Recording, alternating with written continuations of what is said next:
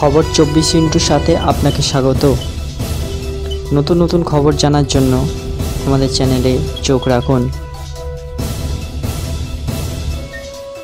নমস্কার, খবর 24 সাথে আপনাদের স্বাগত। দর্শক, বাংলাদেশে নতুন করে আবার অশান্তি। শেষ মুহূর্তে বাতিল করে দেওয়া হলো বাংলাদেশের সেনাপ্রধানের আমেরিকা সফর।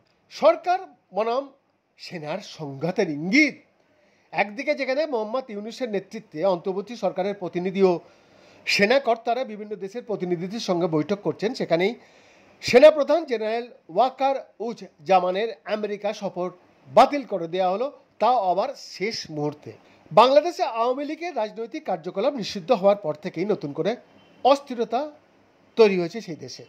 তার মধ্যেই সেনাপ্রধানের মার্কিন সফরও আটকে দেওয়া হলো।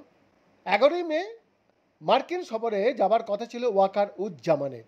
5 দিনের এই সফর আজ সকালেই হঠাৎ বাতিল করে দেওয়া হলো। সফর বাতিল করার পেছনে কারণ কি তাও জানানো হয়নি ইউনূস সরকারের তরফে।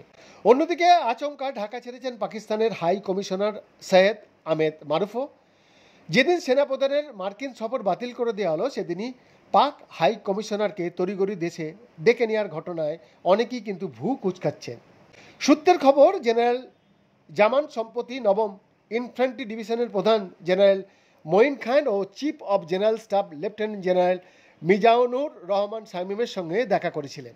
মারুফ দুদিনের বাংলাদেশ সফরে এসে নিজেকে কক্সবাজারের হোটেলেই বন্দি রেখেছিলেন। সেখানেই তিনি জামাতি ইসলাম ও আরাকান রোহিঙ্গা সালভেশন আর্মির প্রতিনিধিদের সঙ্গে দেখা করেছিলেন। কিন্তু পাকিস্তান থেকে তলব আসতেই তড়িঘড়ি তিনি বাংলাদেশ ছেড়েছেন। টি শার্ট জিন্স পরেই তিনি পাকিস্তান চলে যান। বিএনপি সহ একাধিক বিরোধী দল আওয়ামী লীগের ওপরে ব্যান চাপিয়ে দেওয়ার সিদ্ধান্তের বিরোধিতা করেছে। এমনকি জামাতও বলেছে যে এই সিদ্ধান্ত সব দলের সঙ্গে বৈঠক করে নেওয়া উচিত ছিল। বৈদ্যনাথ দাসের রিপোর্ট, খবর 24।